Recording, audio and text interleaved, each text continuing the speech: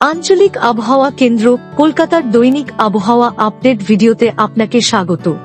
আজ সর্বনিম্ন তাপমাত্রা ছিল দক্ষিণবঙ্গে কল্যাণীতে 13 ডিগ্রি সেলসিয়াস, উত্তরবঙ্গের সমতলের জলপাইগুড়িতে 12.6 ডিগ্রি, পাহাড়ে দার্জিলিংয়ে 5.5 ডিগ্রি। কলকাতাতে সর্বনিম্ন তাপমাত্রা ছিল 17.2 ডিগ্রি সেলসিয়াস।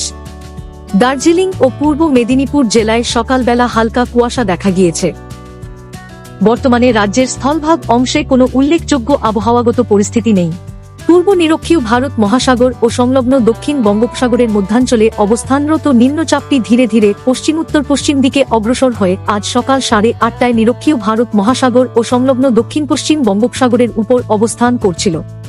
এর সঙ্গে যুক্ত উপরের বায়ুমণ্ডলীয় ঘূর্ণাবর্ত বর্ড সমুদ্রপৃষ্ঠ থেকে 5.8 কিমি পর্যন্ত বিস্তৃত রয়েছে। এটি আরও পশ্চিম উত্তর পশ্চিম দিকে অগ্রসর হয়ে 18 ফেব্রুয়ারি নাগাদ দক্ষিণ পশ্চিম বঙ্গোপসাগর ও সংলগ্ন নিরক্ষীয় ভারত মহাসাগরের উপর আরও সুস্পষ্ট হয়ে উঠতে পারে। আগামী 7 দিন সর্বত্র প্রধানত শুষ্ক আবহাওয়া দেখা যাবে। আগামী 7 দিনে কোনো আবহাওয়া সতর্কতা বার্তা নেই।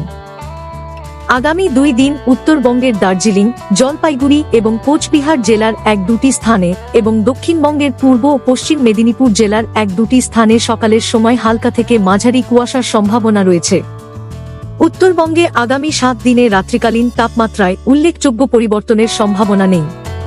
দক্ষিণবঙ্গে আগামী 3 দিনে তাপমাত্রায় বড় পরিবর্তন না থাকলেও পরবর্তী 4 দিনে ধীরে ধীরে 2 থেকে 3 ডিগ্রি সেলসিয়াস বৃদ্ধি পেতে পারে। আবহাওয়া সম্পর্কিত আরও আপডেটের জন্য আমাদের অফিসিয়াল ওয়েবসাইটটি অনুসরণ করুন।